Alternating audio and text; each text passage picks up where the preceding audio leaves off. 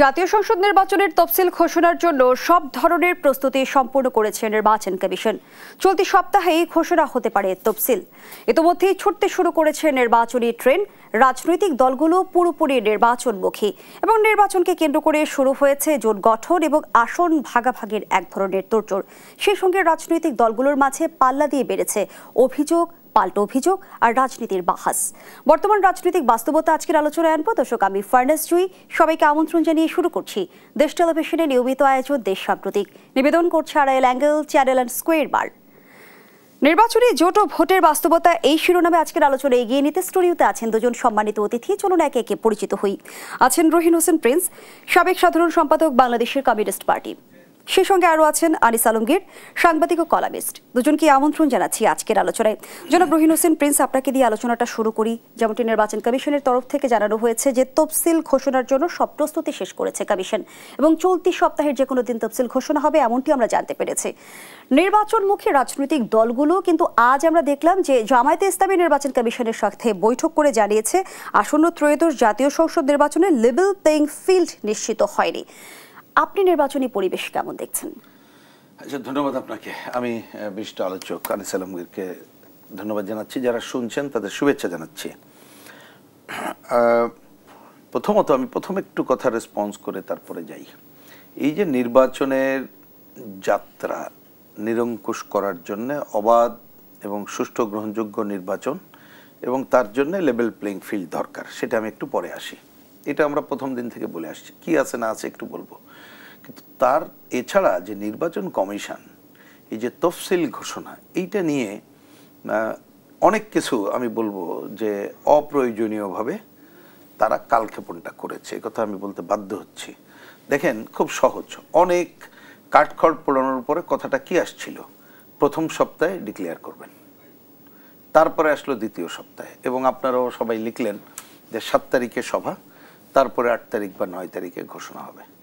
এখনো পর্যন্ত সুনির্দিষ্ট করা যায়নি। এখন মানুষের মনে ধারণা যে রাষ্ট্রপতির সাথে 10 তারিখে দেখা করবে এরকম একটা, কিন্তু আজকে শুনলাম তাদের সচিব বললেন যে এরকম সুনির্দিষ্ট কোনো খবর আমার কাছে নাই। তা কোনটা জানি না।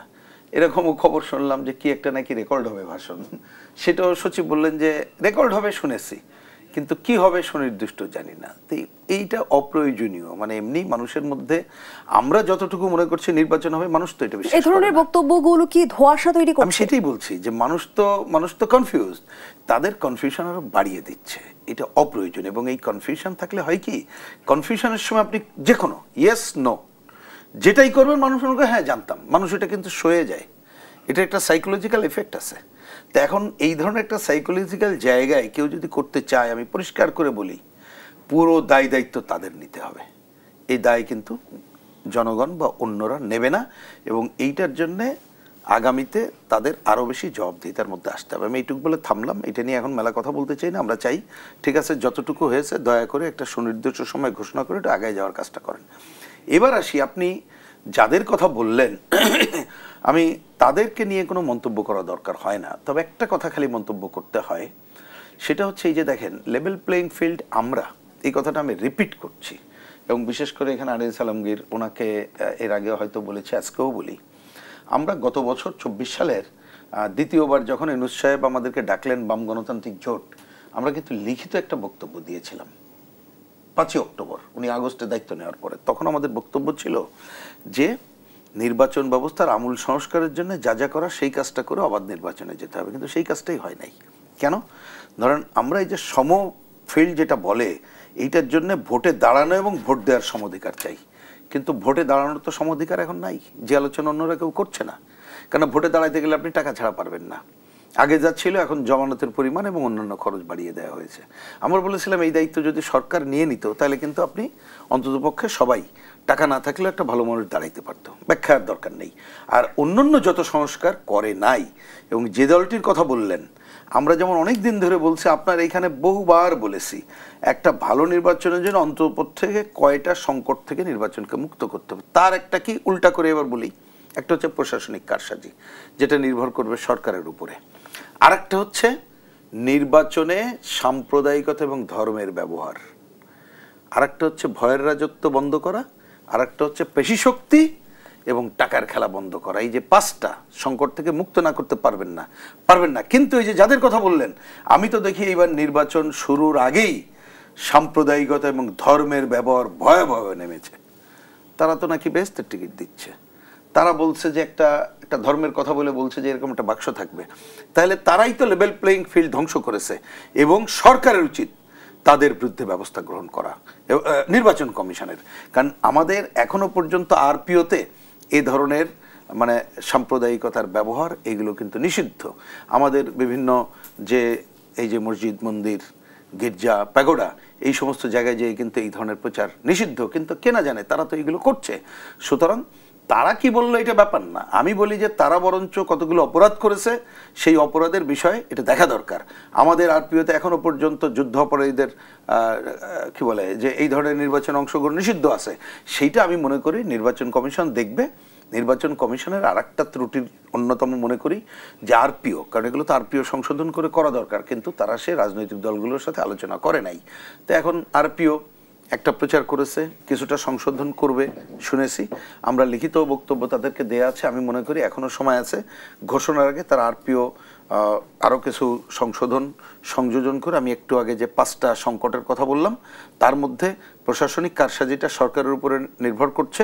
আশা করি যে এখানে কোনো প্রশাসনিক কারসাজি থাকবে না, কিন্তু অন্য কয়টা নির্বাচন কমিশন আরপিওর জায়গায় আসুক। আর সরকারকে এই কথা না বললেই হচ্ছে না, ইতিমধ্যে সরকার কিন্তু তার নিরপেক্ষতা প্রমাণ করতে পারে নাই, যার জন্য আমরা অনেকদিন বলেছি, এবং 14ই নভেম্বর কমিউনিস্ট পার্টির সমাবেশ থেকে আমরা পরিষ্কার করে বলেছি যে নির্বাচন হইতে হবে নির্দলীয়, নিরপেক্ষ, তদারকি সরকার অধীনে।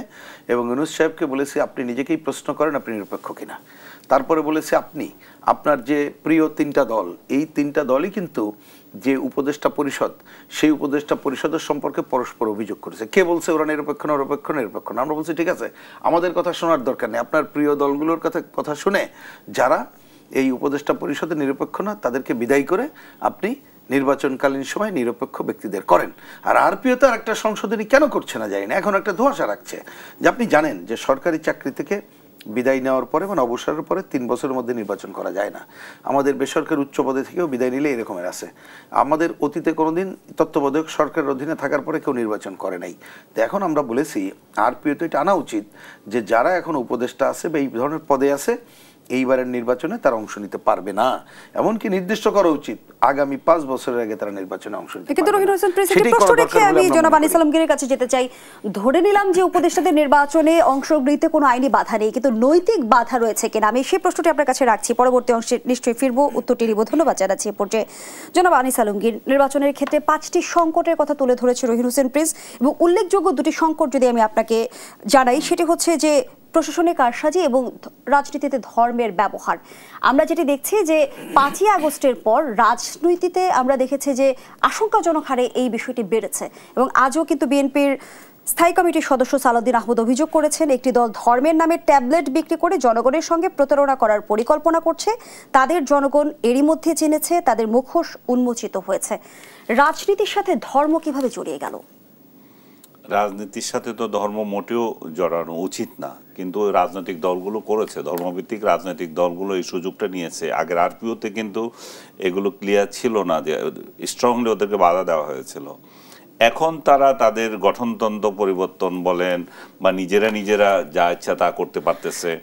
এটাতে কি হয়, এটাতে মানুষ মনে করে যে এই ধর্মের সঙ্গে রাজনীতির সাথে বোধহয় ধর্মের সম্পর্ক আছে।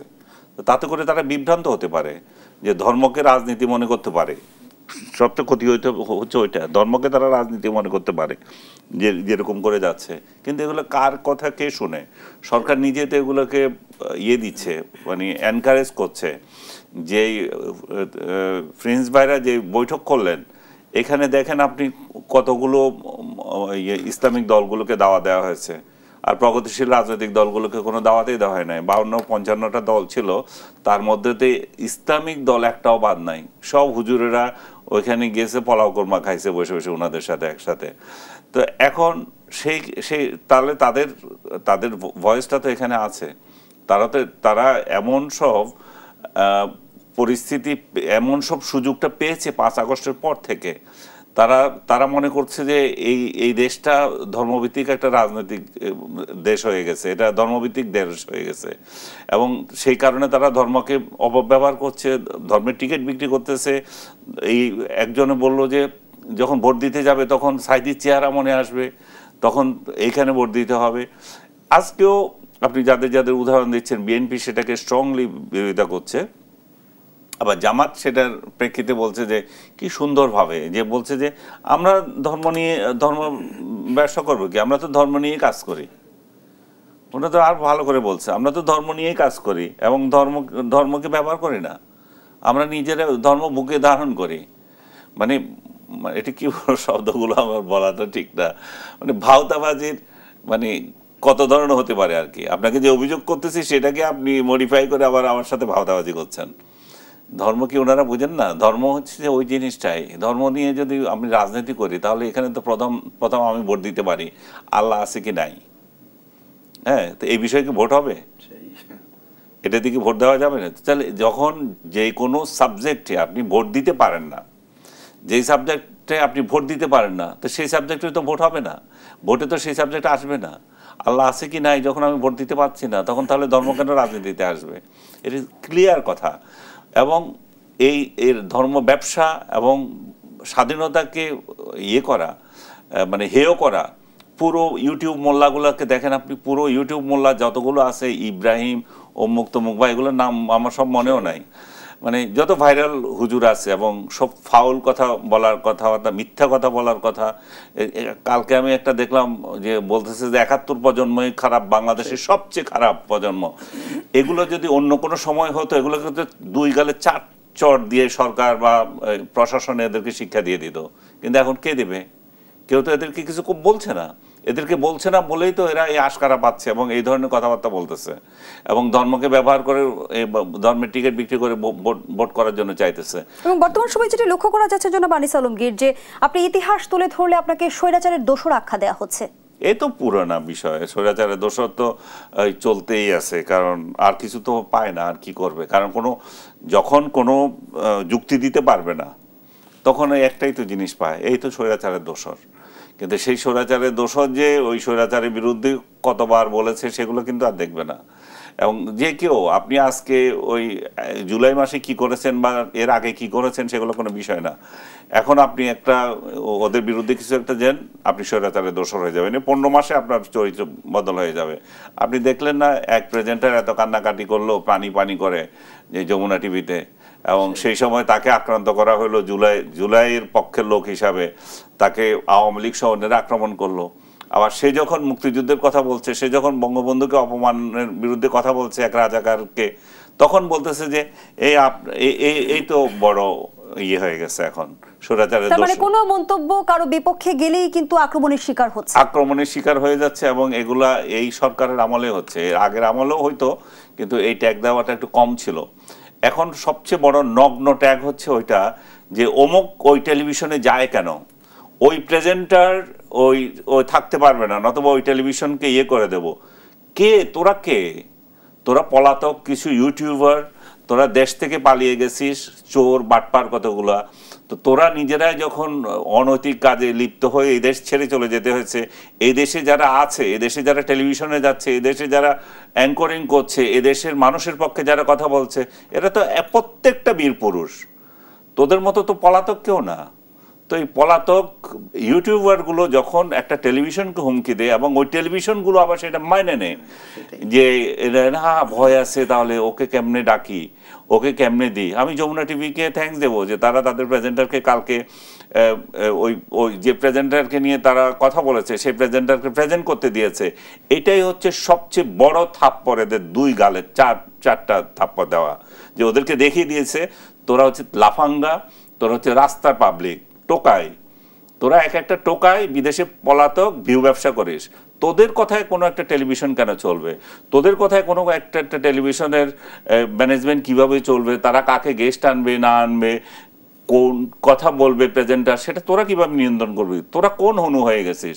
তোরা যদি এতই হনু হয়ে যাচ্ছিস দেশে আলমগীর, যে বিভিন্ন বিষয়কে কেন্দ্র করে ইস্যু তৈরি করা হয় এবং দেশকে অস্থিতিশীল করার এক ধরনের পায়তারা চলে, এর পেছনে কোনো অসৎ উদ্দেশ্য কাজ করছে কিনা সে প্রশ্নটি আমি আপনার কাছে রেখে বিরতিতে যেতে চাই। বিরতির পর ফিরছি। দর্শকদের সাম্প্রতিকের এই পর্যায়ে একটা বিরতি নিচ্ছি, সাথেই থাকুন।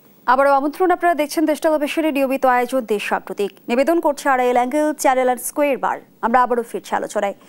জনাব আনিস আলমগীর, যে প্রশ্নটি রেখে বিরতিতে গিয়েছিলাম, আমরা সাম্প্রতিক সময়ের ঘটনা যদি তুলে ধরি, যে কোনো বিষয়কে কেন্দ্র করে আমরা দেখছি ইস্যু তৈরি হয়ে যাচ্ছে, উস্কানি দেওয়া হচ্ছে এবং দেশকে অস্থিতিশীল করার এক ধরনের ষড়যন্ত্র কিংবা পায়তারা চলছে। ঠিক কি উদ্দেশ্যে? দেশের না দেশের বাইরের লোকজন?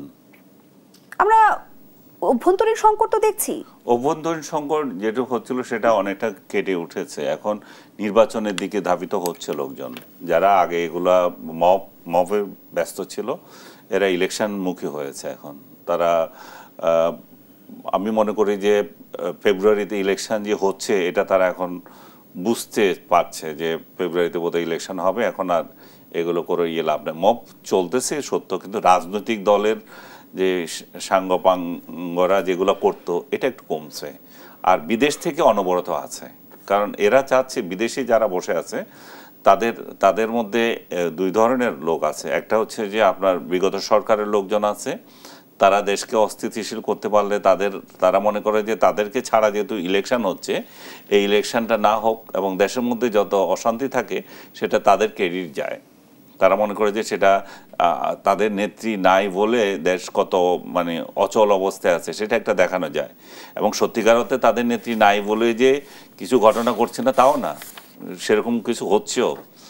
আগে বিগত সরকারের যে দুর্বলতা ছিল, দুর্বলতাগুলো ছিল যে সে ইলেকশন দেয় নাই, সে অগণতান্ত্রিকভাবে রয়ে গেছিল। কিন্তু রাষ্ট্র পরিচালনায় আর যে সমস্ত ব্যারোমিটার আছে সেই জায়গায় তার ক্রেডিবিলিটি বর্তমান সরকার থেকে বেশি আছে, এখনও পর্যন্ত আছে।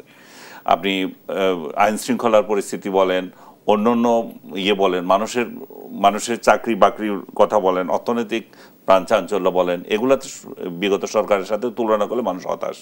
কিন্তু আরেকটা শ্রেণী আছে অস্থিতিশীল করার জন্য, সেটা হচ্ছে এই ভিউ ব্যবসায়ীগুলা, যে বাংলাদেশ থেকে পলাতক কিছু ভিউ ব্যবসায়ী। ওরা চায় যে বাংলাদেশটা যদি অস্থিতিশীল থাকে, ওরা 2 দিন পর পর, 1 দিন পর পর সারাদিন সোশ্যাল মিডিয়াতে ভিউ ব্যবসা করবে এবং এই ভিউ ব্যবসা হিউজ টাকা, এবং ওই টাকার লোভে তারা এগুলা করতেছে, তারা অন্য কিছু না। এবং তারা দেখাতে চায় তারা কত বড় শক্তি, একটা কত বড় হাবিল কাবিল লোকজন এগুলা। তাদেরকে যে সরকার কেয়ার করছে না যে কি অন্যায় করছে সরকার, এবং সরকারের উচিত ছিল যে 5 আগস্টের পরে একটা নিউ ইয়র্কে, একটা প্যারিসে প্লেন পাঠানো এদেরকে নিয়ে আসার জন্য, যে তোমরা তো বিরাট অনেক কিছু করে ফেলেছো, তোমাদেরকে এখন এই দেশে এনে একটু সংবর্ধনা দেবে। এবং তারা এয়ারপোর্টে কিছু সংবর্ধনা পাওয়ার আশা ছিল তাদের। এই যে আমি আরও একদিন বলছি, আয়াতুল্লাহ খোমেনি যখন ছিল প্যারিসে ছিল, যে ওইখান থেকে সে সরকার বিদ্রোহ পরিচালনা করেছিল, তার দলকে ইরানে বিপ্লব করেছিল, বিপ্লবী নেতা ছিলেন। তারপরে ওনাকে প্ল্যান করে আনা হলো, উনি আসলেন, উনি সেই ঐতিহাসিক বক্তৃতা দিলেন এবং দেশের ক্ষমতা গ্রহণ করলেন। আমাদের এই টোকাইগুলো মনে করছে যে তারা প্যারিসে বসে আছে, তাই বোধহয় তারা বিরাট হয়ে গেছে, এটাকে বললে বিপ্লবী হয়ে গেছে, বুদ্ধিজীবী হয়ে গেছে। তাদেরকে সরকার অবমূল্যায়ন করছে। তাদেরকে সরকার যেহেতু অবমূল্যায়ন করছে, এই জন্য ইউনূসের 14 গোষ্ঠী উদ্ধার করছে, তারা বিএনপি 14 গোষ্ঠী উদ্ধার করতে করতে এখন আর কিছু পাচ্ছে না। এখন জামাতের পা চাটতেছে, তো মনে করতেছে যে জামাত যদি আসে তাহলে ওদেরকে বোধহয় কিছুটা পাত্তা দিতে পারে, এদের জন্য বোধহয় প্লেন পাঠাতে পারে, আদারওয়াইজ কোনো সম্ভাবনা দেখছে না।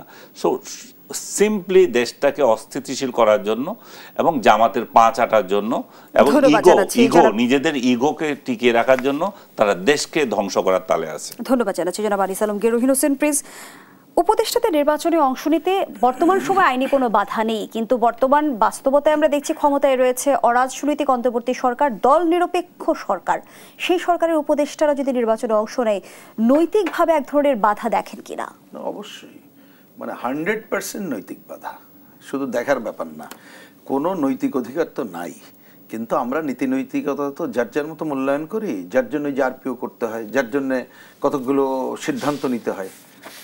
এই কারণেই আমি আগেই বলেছি যে এখনো সময় আছে, এই সিদ্ধান্ত নেওয়া উচিত, বা উপদেষ্টা পরিষদও নিতে পারে, তারা নিয়ে বলুক যে এইখানে যারা আছে কেউ নির্বাচন করতে পারবে না আগামী নির্বাচন পর্যন্ত না। আমি মনে করি যে অন্ততপক্ষে 5 বছরের জন্য, কারণ আগামী নির্বাচন কোনো কারণে অল্প কয়েকদিন পরে হলো, তাহলে তো সেই সুযোগে দেওয়া উচিত না।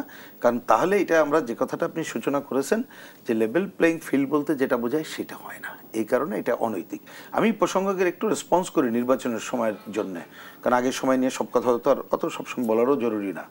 দেখেন, আমরা অনেকদিন ধরে বলে আসছিলাম সরকার অন্তত পক্ষে আইন শৃঙ্খলা পরিস্থিতিতে একটা ফ্যাক্টর নির্বাচনের জন্য, যে ভয়ের কথা বললাম, পেশি শক্তির কথা বললাম, আগের যে সংকটগুলো, তা সেইটার জন্যে তারা অন্তত পক্ষে এখনই বলুক যে ঠিক আছে বিগত দিনে যেটা গেছে পরে দেখব, কিন্তু এখন থেকে আইন শৃঙ্খলা পরিস্থিতির বিষয়ে আমরা জিরো টলারেন্স দেখিয়ে কাজ করব এবং এখানে মব সন্ত্রাস সহ সব কিছু দমন করব, আর এই ধরনের যত উদ্ভট কথা সেগুলোকে দমন করব।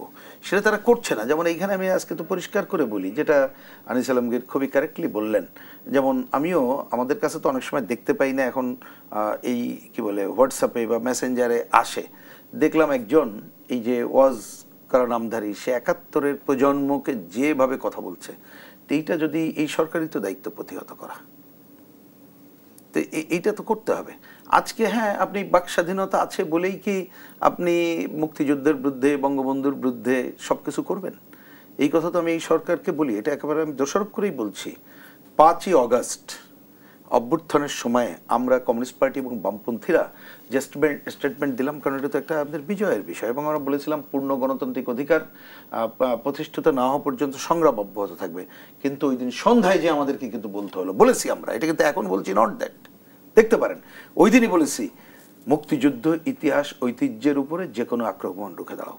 তো আমরা তো 5ই আগস্ট সন্ধ্যায় বলেছি, তা আজকে সেই সরকার করেছেটা কি?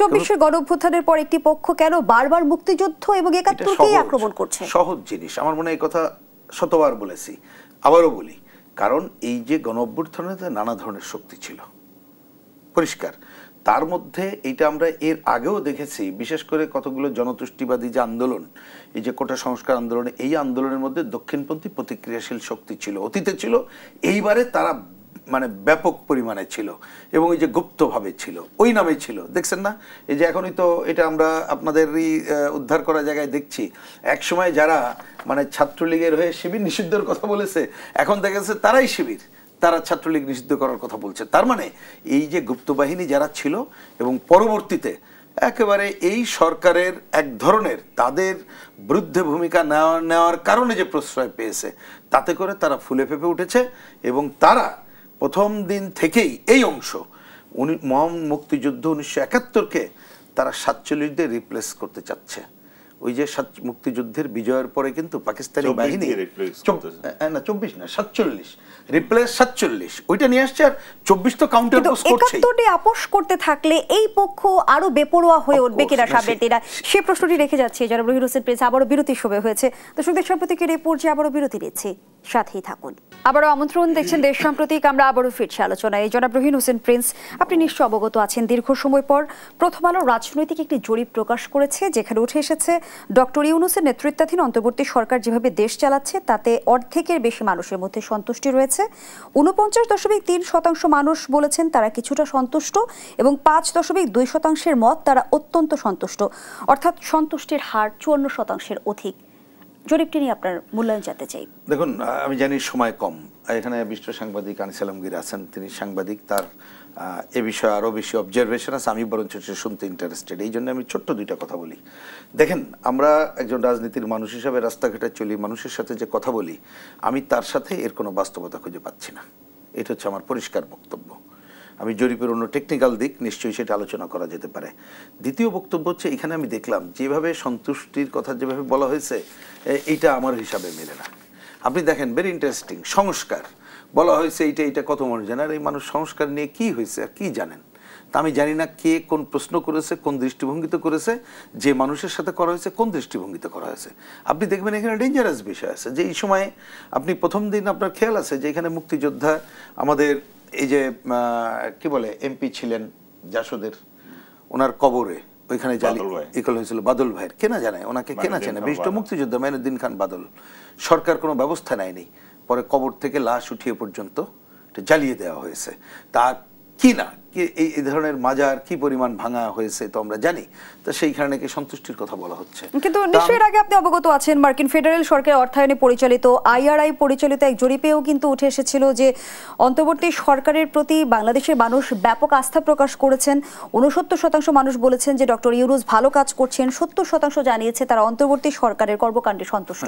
ওই IRI কথাটা নিয়ে ওই পত্রিকায় তখন আমরা দেখেছিলাম যে শেখ হাসিনার যখন কি বলে যে তার সমর্থন নিচের দিকে নামছে তখন তারা এই কথাই বলতো।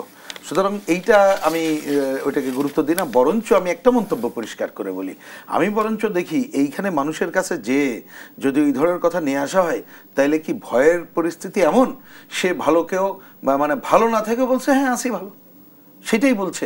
বরঞ্চ আমি সেই প্রশ্ন করতে চাই এবং আমি বরঞ্চ আজকে প্রশ্ন তুলতে চাই যে এই ধরনের জরিপ পুরো পরিস্থিতি এবং মানুষকে বিভ্রান্ত করা হচ্ছে কিনা এবং বিশেষ কোনো উদ্দেশ্য প্রণোদিত কিনা সেইটা বরঞ্চ আমরাও একটা পাল্টা জরিপ করে একটা রাজনীতির মানুষ হিসেবে একটা পাল্টা জরিপ করব এবং সেটা আমরা খুঁজে দেখব। ধন্যবাদ জানাচ্ছি জনাব রহিন হোসেন প্রিন্স। জনাব আনিস আলমগীর, প্রথম আলোর জরিপ উঠে এসেছে 63% উত্তরদাতা ধর্মীয় সহিষ্ণুতা রক্ষায় সরকারকে কৃতিত্ব দিয়েছেন। কি বলবেন এই বিষয়টি নিয়ে? এটা দিয়ে তো বোঝা যায় যে জরিপটা, প্রথম আলো যে জরিপটা করেছে আজকে প্রকাশিত, কতটা বায়াস এবং কতটা উদ্দেশ্য প্রণোদিত। এটা জাস্ট একটা হাতিয়ার হিসাবে এটা রেখেছে। সে হাতিয়ারটা কি? সেটা যে কোনো কারণে ফেব্রুয়ারি নির্বাচন যদি পিছিয়ে যায়, ডক্টর ইউনূসের যে জনপ্রিয়তা রয়ে গেছে এটা মানুষকে ধোঁকা দিয়ে বোঝানো। কিন্তু উনার যে জনপ্রিয়তা তলানিতে নেমেছে এটা উনি খুব ভালো করেই জানেন। এবং এই যে মাজার ভাঙার কথাটা উনি বলেছেন, লাশ পুড়িয়ে কথা বলেছেন, তাতে এত কিছুর পরেও সেই ধর্মীয় সহিষ্ণুতার কথা বলতেছেন আপনি, তাহলে সেটা সংখ্যালঘুদেরকে ভীতি প্রদর্শন আছে, এখনো চাঁদাবাজি করছে সংখ্যালঘুদের কাছ থেকে। তো সব কিছু মিলিয়ে ধর্মীয় শান্তি তো দিচ্ছে না, ধর্মীয় একটা ফ্যাসাদ একটার পর একটা বেড়ে গেছে। ওদের সামনে ওরস শরীফ করছে। তো এরা যদি বলে যে ধর্মীয় সহিষ্ণুতা করছে, এবং আর পাকিস্তান থেকে আমদানি করা মোল্লা কতগুলো আসছে এখানে, ওই মোল্লাগুলো আবার ওই যে কাদিয়ানীদেরকে নিষিদ্ধ করার জন্য এখানে ফতোয়া দিয়ে গেছে। সো সবকিছু একটার পর একটা এমন ভাবে করতেছে যে যাতে করে ধর্মীয় অসহিষ্ণুতা আরো বেড়ে যায়। আরেকটি তথ্য আপনার সামনে তুলে ধরি, 66% মানুষ মত প্রকাশের স্বাধীনতা রক্ষায় সরকারের ইতিবাচক ভূমিকা দেখেছেন। ওরা মত প্রকাশ করছে কোথায়? এটা আমরা মত প্রকাশ তো আমরা করছি, আমরা তো বুঝতেছি মত প্রকাশ করার ঠেলা কি। মত প্রকাশ করে বাড়িতে যেতে পারে কিনা মানুষের আতঙ্কে থাকে। মত প্রকাশ করার লোকদেরকে সারাক্ষণ জিজ্ঞেস করে ভাই আপনাকে এখনো জেলে নেয় নাই, আপনার কি ভয় করে না? মানুষ কেন এটা জিজ্ঞেস করে? তাহলে আপনার এই যে মত প্রকাশ যদি এতই স্বাধীনভাবে করা যেত, আমি ওভারঅল আপনাকে বলতে পারি যে এটা কমপ্লিট একটা রাবিশ, সেটা কোনো হয় না। এবং ওই যে IRI যে এটা হয়েছিল সেটাও একই উদ্দেশ্যে ছিল। দেখেন শেখ হাসিনার ক্ষমতা থেকে হারার কয়েকদিন আগে তাকে 70% তাকে জনপ্রিয়তা দিয়ে গেছে। ইউনূসও হারার আগে, চলে যাওয়ার আগে তাকে বলছে যে 70% তার জনপ্রিয়তা রয়ে গেছে। এবং এইটাতে তো আরো ডেঞ্জারাস যেটা ছিল, সেখানে দেখেন ওইখানে বলা হয়েছে যে 53% লোক জামাতকে পছন্দ করে এবং 51% লোক বিএনপি কার্যক্রম পছন্দ করে। কিন্তু যে জিনিসটা হাইলাইট হয় নাই সেটা হচ্ছে যে 7% এখনো সিদ্ধান্ত নেয়নি ভোট কোন দিকে যাবে না যাবে, এবং 11% কথা বলতেই রাজিও নেয়। তার মানে কত? 18% লোক। তো এই লোকগুলোর মধ্যে এই 18% ব্যবধান বলছে যে 4%, 30 এবং 26, আপনি যেটা ভোটের ব্যবধানের কথা বলেছে জামায়াত এবং বিএনপি। হ্যাঁ, তাহলে এই 18 কোন দিকে যাবে? এই 18 যদি যেদিকে যায় সেদিকে তো হয়ে যাবে, সেদিকে তো পুরো পরিস্থিতি পাল্টে যাবে। সো খালি এই দুইটারে দেখলে হবে না। ওই 18% কারা? এই 18% কেন চুপ, কেন কথা বলতে রাজি না, কেন সিদ্ধান্ত জানাই নাই?